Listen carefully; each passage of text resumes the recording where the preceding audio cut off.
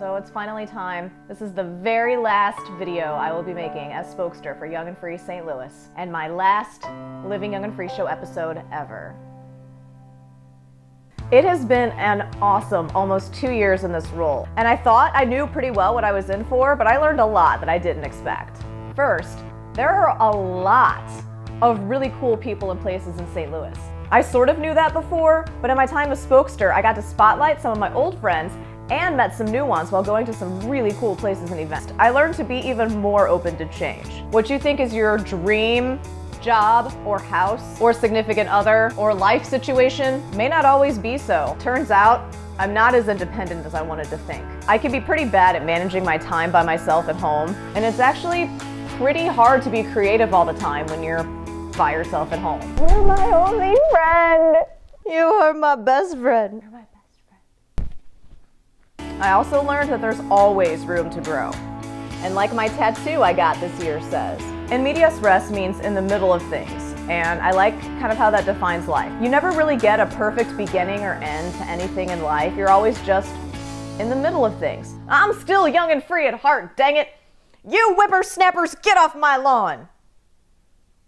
So don't be too hard on yourself for your mistakes, but also don't get so self-congratulatory that you never ever do anything cool ever again. Ever. Things like managing our money are hard, and it takes some time to get old bad habits replaced with good new ones. But it's also more important than ever that we start right now when we're in our 20s. And finally, kinda related to that, credit unions aren't perfect either. I know, just calm down. Calm down. They're still able to do a lot more for people than banks are and able to take steps faster to fix things when they know they could be doing better. I won't sit here and tell you credit unions are God's gift to mankind, but I will tell you that I'm a picky customer and an even pickier employee. So the fact that I've been a member at Vantage Credit Union for 12 years now and an employee for 2, and I'm still really into what they're doing is a huge deal for me. What have you learned about yourself and your life situation since 2011? Excuse me. And of course, guys, always and forever, keep rocking. What's up, guys? Anthony A here. And with spring wrapping up, that can only mean one thing. It's time to work for free. These are Anthony A's tips for your summer internship. Network before applying. Just don't send your resume out to cyberspace. Before you send your resume off, check to see your Facebook and your Twitter to see if anyone has worked in that field or interned in that position. Tip 2, push your passion. Just because you landed your dream internship doesn't mean it stops there. The end goal is still your dream job. So be sure to make it clear to your employers or your boss what you hope to get out of this internship and how you hope it will better you.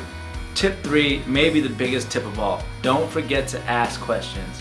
Still try to creatively solve problems on your own, but if it seems like something you can't do or something that may be above your pay grade, don't be afraid to ask the boss. Remember, no question is a dumb question.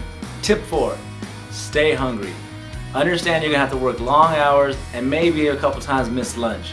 But like Biggie Smalls said it best, the key to staying above water is to stay hungry. Treat every day like it's your first and every project like it's your first. Just stay moving. Thank you, Biggie Smalls. Those are Anthony A's tips for your summer internship. Best of luck.